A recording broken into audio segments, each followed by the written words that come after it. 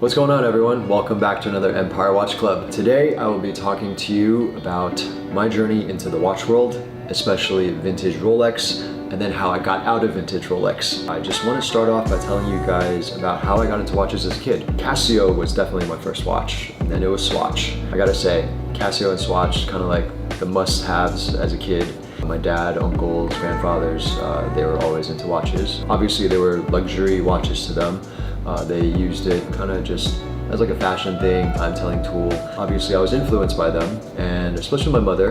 My mother always told me that a man must be responsible for his time. So time management is very, very important. So every man must have at least one good watch. After college, I started working. I was able to save up some money. I just wanted to buy watches that everyone else had. You know, whatever I saw, I thought if he was a cool guy, I'm like, oh, he wore a Breitling. That's pretty cool. I should get that. Or, oh, he wore Panerai. So yeah, I went out and got my Panerais. I got Breitling. I got Audemars. I got Hublot. And I realized that they were all like very, very big and chunky watches. You know, that was like a phase. And that phase ended about 6 years ago. I started to become fascinated with vintage Rolex. I made some really cool friends. They kind of taught me, all these big bros. They were all watch connoisseurs. They were all big watch collectors. And I saw that they all had these like really cool vintage watch straps. They had like really cool tools, and all these tools they would play with. And I'd be like, oh, what are you guys doing? Like, hey, that looks so cool, it's so rad. And so I started to become mesmerized. It was like a drug, it was like an addiction. All I could do was think about vintage Rolex, all right? Now, vintage Rolex, you have to go to school, man. It's a proper education. This was my actual first vintage Rolex watch. It is a Rolex Submariner 1680. Okay, this is a Mark II 1680. What I found really cool was that it was very thick from top to bottom, and the top plexiglass dome was protruding. And I thought that was really, really dope. And I started to realize like all the lume plots, they became amber or they turned yellow over time. And I started to realize all the little minute details that Rolex made with each different series of old Submariners. And then I got a 5513, and then that led me into just a big black hole. All right, and when I say black hole, it is deep, man. Vintage Rolex, the waters go fucking deep. If you don't know what you're doing, if you don't know what you're talking about, you can look amateur and you can sound like just a kook, and you don't want to sound like that. So do your homework, read up on all the magazines, all the books, go online, do all your research. There's so many little details. And I actually think vintage Rolex is quite dangerous. Okay, why do I say it's dangerous? It's actually because there's so many different interchangeable parts in there. So when I was looking at all this stuff, like, I mean, you gotta make sure the clasp is right, all the bracelet, the end links. You gotta see if the case has been polished or not. And then the most important part is the dial. You know, so this is honestly like a proper education. If you're into vintage Rolex, make sure you have a lot of good friends that are really knowledgeable, as well as some trustworthy friends. And if you get to know dealers, you gotta buy the dealer. All right, they gotta be trustworthy. They gotta know what they're talking about, and they gotta back up their products. Every time I wore, you know, one of these watches, you can tell the history behind it, and that's what made me love vintage Rolex even more. I felt like every vintage watch has a story. And that was the difference between a vintage watch and a modern watch. The vintage watches just had character. It was used, it was kind of beat up, it was old, it wasn't perfect. To me, the provenance and the stories behind each vintage watch. So this watch was the gateway drug, the Red Sub, the 1680 Red Submariner. This is a Mark II, this is not mine anymore. So all of these watches here that you see, only these three right here, which I will get to later, are mine. These were all mine, but I sold all of them to friends or to other watch dealers, but they were kind enough to let me borrow it. So I did get into the double red sea dweller right here. This is a Mark IV, and I love this watch so much because it kind of looked like a spaceship, like a UFO saucer. I was really into the ocean, that's why I loved all these dive watches.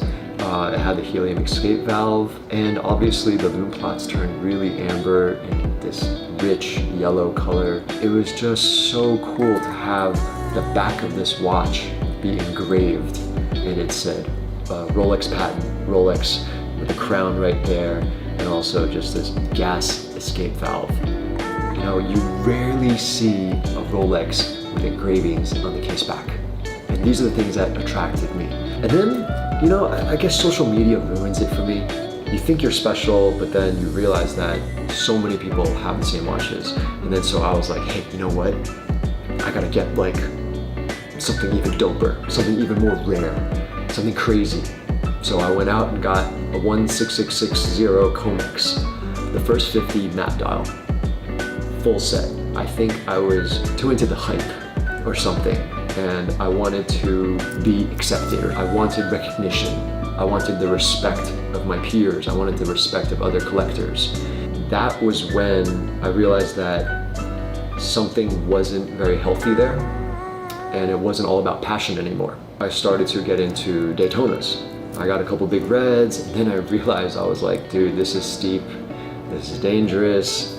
And I pulled back a little bit, and I started to focus more on Zenith Daytonas because I found Zenith Daytonas very, very interesting from 1988 to the year 2000. And I got really cool Zenith Daytonas from Patrizi dials, 4-liners, and then the floating dials. I got myself a porcelain dial.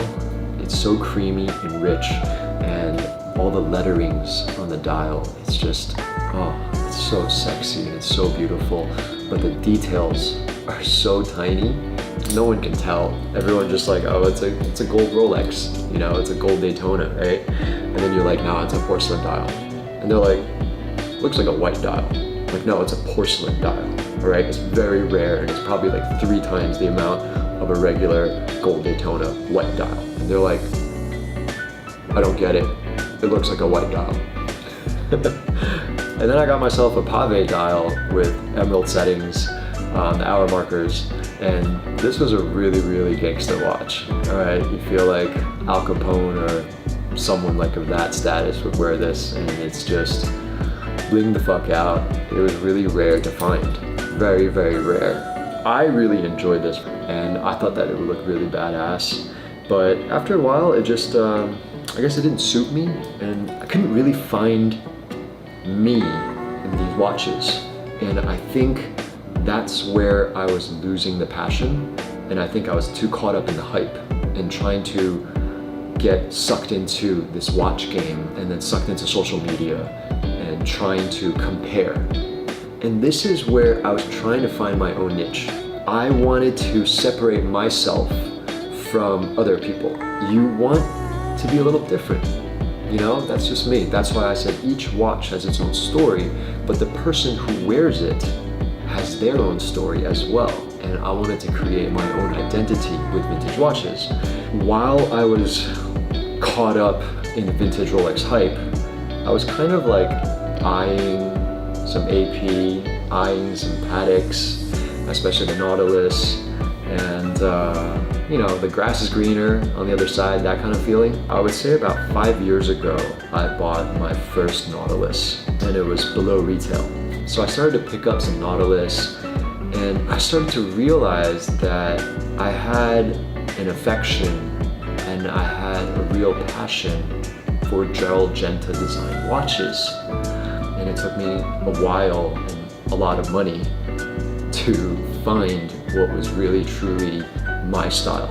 It's something that when I wear, I know it's right, and also it still had a lot of history. I was still into vintage watches, and I told myself, just get rid of all the Rolex for now. Don't worry about it. And one day, you know, instead of trying to be a John Mayer or trying to be someone like that, I should go my own route. I have a really good friend, his name is Woody. He has a shop called 相对论. He found a 3700 for me. Now this 3700 is a Gerald Genta designed Nautilus from 1977.